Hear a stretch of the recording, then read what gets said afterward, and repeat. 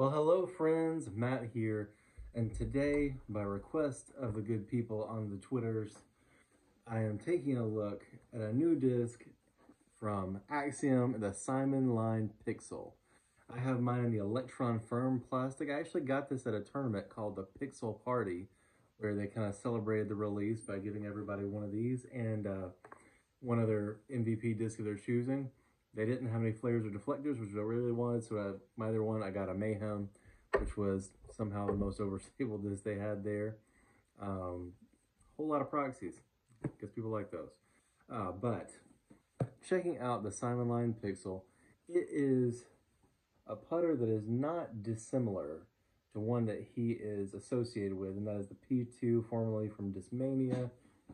Well, I guess again from Discmania. It was one of the Discmania Innova molds. And then they made the Alpaca and the Firefly and the Omega, whatever, all the different things.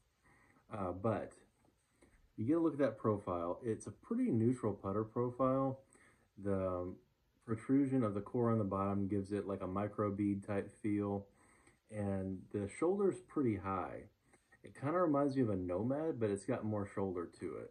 So it's kind of that floaty, typical putter flight. Numbers on this one are 240.5, and it's supposed to kind of stand up and ride, take torque pretty well. And I do find that that 4 number on the glide is pretty accurate.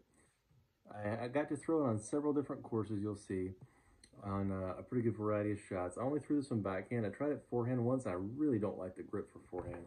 It's a fairly deep putter, and trying to maneuver those angles is pretty finicky. So maybe for some of you guys that are real finesse type forehand throwers, it would be good.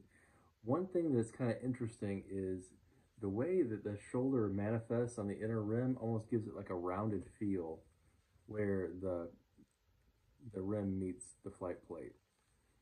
So that's kind of interesting. It almost reminds me a little bit of the Ion in that way, but it's not as curved as that. But check out the throws and we'll recap at the end. New disc, new course at the bridge here in Biloxi.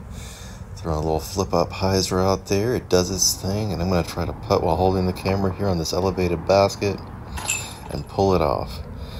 Jumping over to hole 13, pushing this one way out right, trying not to go too long into the road there, and it's about 15 from the pin. Final hole, I didn't see that headwind pushing down from the bridge there, and it flips over a little bit. Stays real straight instead of hyzering around that pole. Over to Calhoun now. This one's about 300 feet. Didn't get quite the height I wanted, but gets a nice little bounce off the ground there and up into the circle. Really nice flight with that one, even though I didn't quite execute the line. Jumping out to Deerfield, just barely clearing the triple Mando. I didn't realize how close that was, but it splits those trees and ends up right by the pin. Little tap in. Over to hole 2, I'm trying this like kind of high anhyzer. I'm hoping it would drop right there, but it's too glidey. It just keeps going. Over to hole 10, going over the big water. Gave it a little bit too much hyzer for how windy it was, and it clips that tree, but actually still ends up at circle's edge. 17, keeping it low under this branch, and it just peers the gap. Slides up the hill by the basket and does exactly what it needed to do.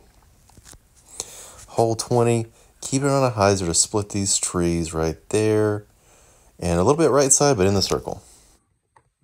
So as you can see, that is a great neutral, far-flying putter. Had some really nice long throws with it, and it's very controllable. I'm not in love with the feel. If I was designing my throwing putter, I mean, the Envy basically is it already. This is a little deeper. It's got more shoulder.